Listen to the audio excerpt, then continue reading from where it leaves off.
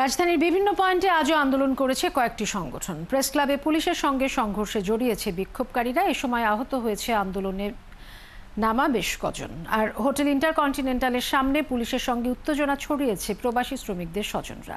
আরও জানাচ্ছেন সুমন তানভীর।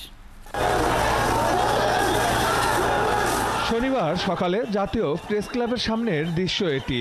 শিক্ষক নিবন্ধনের সনদের দাবিতে আন্দোলনরত বিক্ষোভকারীরা মূল সড়ক অবরোধ করলে সৃষ্টি হয় এমন পরিস্থিতির।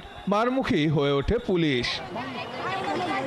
এর আগে সকালে পূর্ব ঘোষিত বিক্ষোভ কর্মসূচির ঘোষণা অনুযায়ী প্রেস ক্লাবের সামনে জড়ো হয় 18তম শিক্ষক নিবন্ধন পরীক্ষায় অংশ নেওয়া শিক্ষকরা।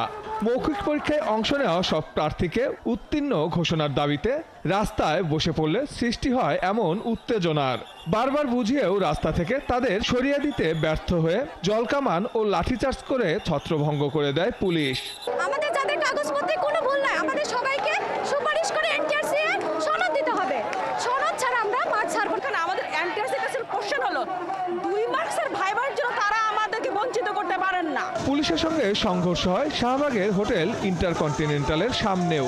জুলাই আন্দোলনে অংশ নেওয়ার দায়ে আবুধাবি কারাগারে আটক 25 প্রবাসী শ্রমিকদের স্বজনরা প্রধান উপদেষ্টার বাসভবন যমুনার দিকে রওনা হলে বাধা দেয় আইন শৃঙ্খলা বাহিনী।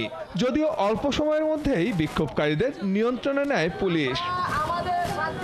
একপাশে যখন প্রবাসী শ্রমিকদের স্বজনদের আন্দোলন দমাতে হিমশিম খাচ্ছে পুলিশ, সে সময় অপর পাশে মিছিল নিয়ে হাজির করোনার সময় হাসপাতালগুলোতে টেকনোলজিস্টের দায়িত্ব পালন করা বিভিন্ন হাসপাতালের চুক্তিভিত্তিক কর্মীরা।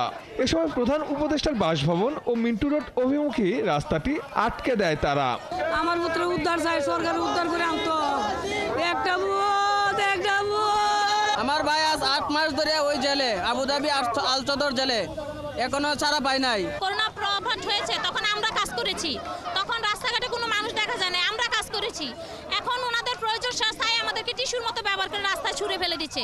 পরে দুই পক্ষের সঙ্গে দফায় দফায় আলোচনার পর কর্তৃপক্ষের সঙ্গে যোগাযোগ করিয়ে দেওয়ার আশ্বাসে শান্ত হয় পরিস্থিতি। ওই সময় যারা জেলে ছিল তারা এখানে আসছে, তাদের দাবিটা হচ্ছে ওইখানে তাদেরকে মুক্ত করার জন্য।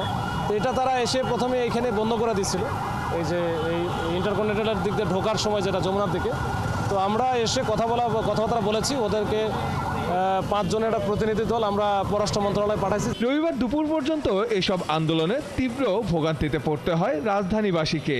যদিও পুলিশের মধ্যস্থতায় দুপুরের পর থেকে স্বাভাবিক হয় যান চলাচল। সুমন তানভীর, 71, ঢাকা।